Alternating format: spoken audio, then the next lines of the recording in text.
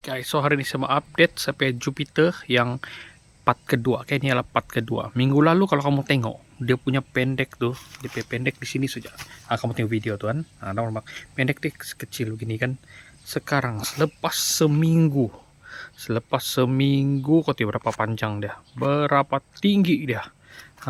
Oke, tinggi sudah. Oke, ini adalah saya akan buat ini adalah cordon. Oke, ini adalah cordon dia, dan saya akan kasih begini dia, dan saya akan kasih begini ya, ke kiri ke kanan. Oke, nantilah tunggu dia panjang lagi dalam dua kaki gitu, saya akan pergi ke kiri dan pergi ke kanan supaya dia akan buat sistem tralis lah. Saya akan keliling dia di sini macam tu. Tengok. Oke, dia punya media saya menggunakan kokopit sahaja. Oke, ini adalah Jupiter. Mana Jupiter? Enggak jenis Jupiter.